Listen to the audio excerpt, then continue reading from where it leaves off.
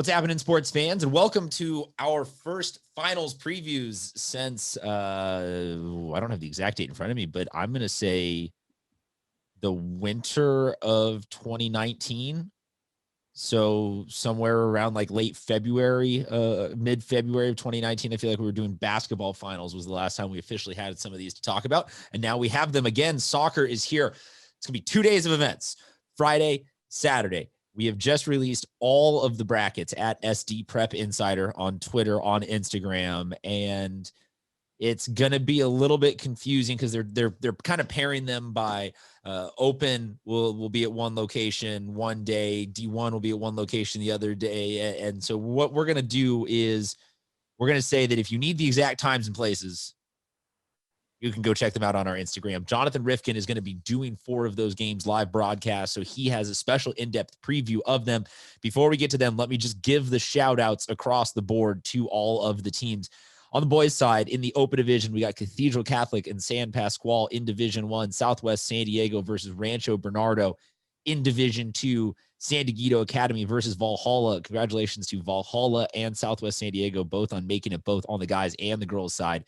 In D3, we got Francis Parker hosting Rancho Buena Vista. In D4, Olympian versus Steel Canyon. D5, Foothills Christian versus Mount Miguel. Those are all of the boys' finals.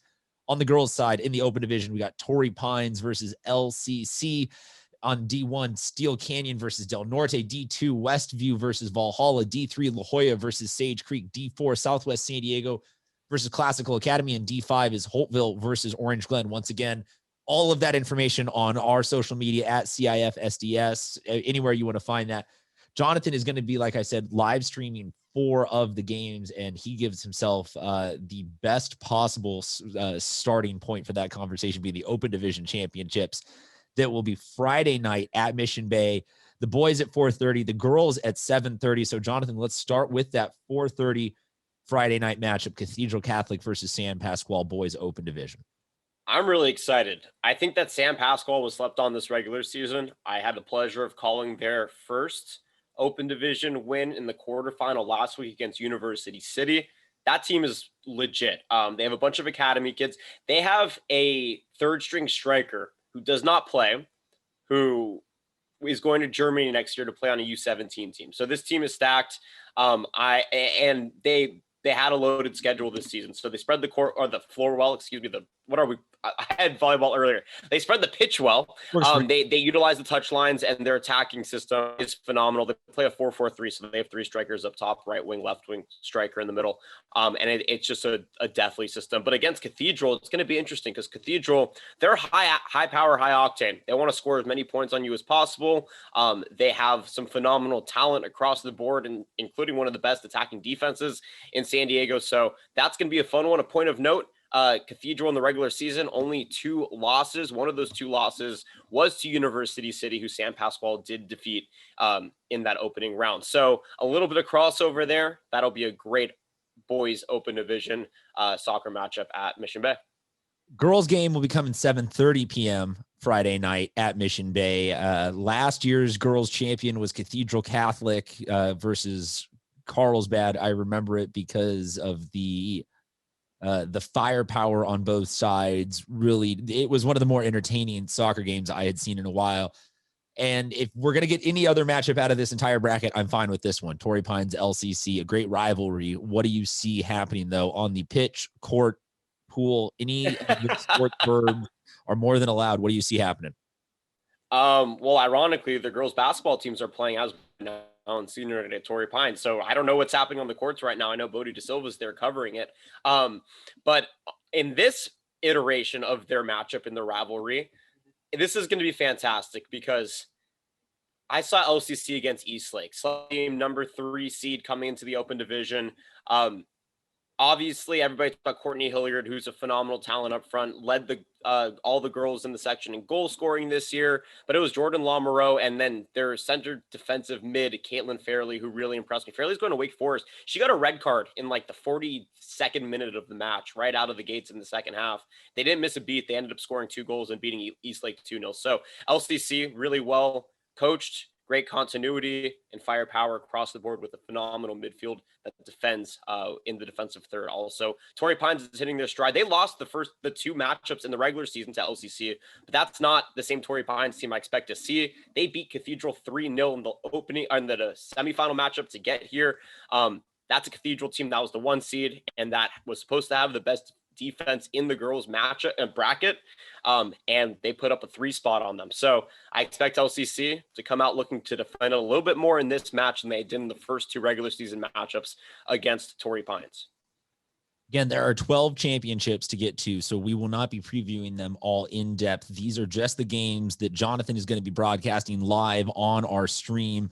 You can hit any of the links in any of the social media bios that this is associated with and hit a follow on the YouTube, and it will be there. You can follow Jonathan at Rifkind on Instagram, at Jonathan Rifkind on Twitter. I know that you nod more along with using the Twitter, Instagram more for the personal use. I still am just trained to pitch anything that has anybody's brand. My Instagram game is getting better though with the broadcast. My stories are getting better with the broadcasting stuff. Well, Instagram gives everyone a different side of a way to express themselves. Instagram isn't about you having to update people on the scores or names or spelling anything right. Yeah. Instagram is people find out where you like to go to brunch. And, what kind of dog you have and that kind of stuff. So let the people in a little bit, my man. Saturday night, you have a pair of games at Eastlake High School, the boys and girls Division II championships. Boys getting the early nod again. They will be a 4:30 kickoff. That will be on our stream. Give us the matchup. Boys D2, San Diego versus Valhalla.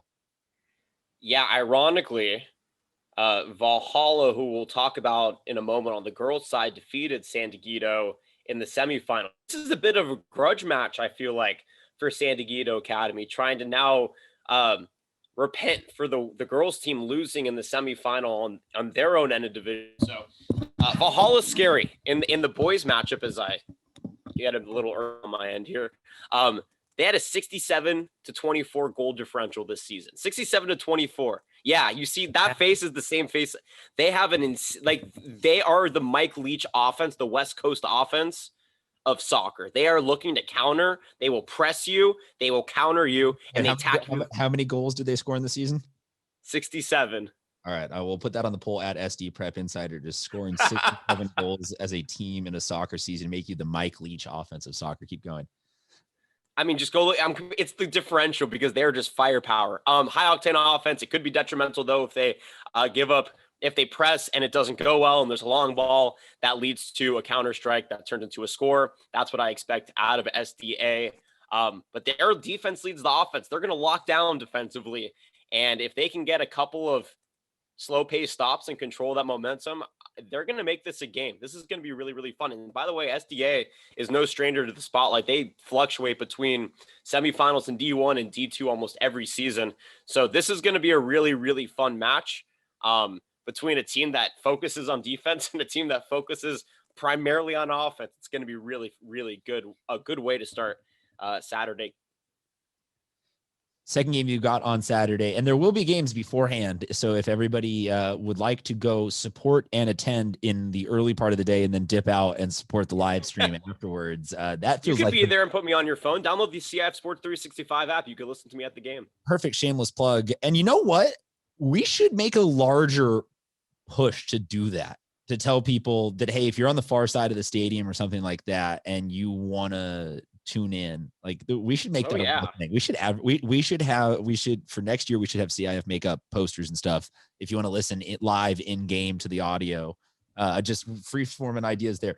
The last game of the soccer ones that you will be doing is the Division II girls matchup, 7:30 p.m. at Eastlake High School on Saturday, and that is Westview versus Valhalla. You gave us a very confusing analogy about Valhalla girls and guys, something San Diego.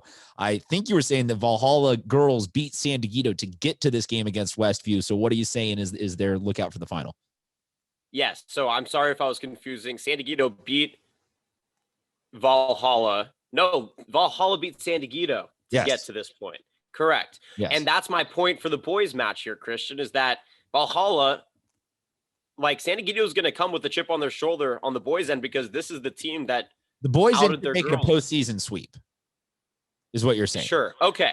Anyways, Westview's the 5 seed. This is the lowest seed that we have in any of our broadcasted championship matchups. They've had an insane postseason run. They had to defeat Mission Vista, who was a play-in team. They outlasted Bishops, the 4 seed team, who had a bye 2-1, and then they beat the number 1 seed Bonita Vista, who was up for.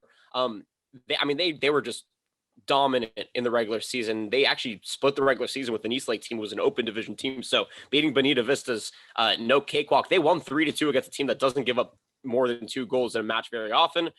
Very balanced with possession, and they bring a lot of energy. So I expect Westview, especially as that lower seed, to come in with a ton of energy. Valhalla, well, they kind of got stifled because they were the best team out of the Grossmont Hills.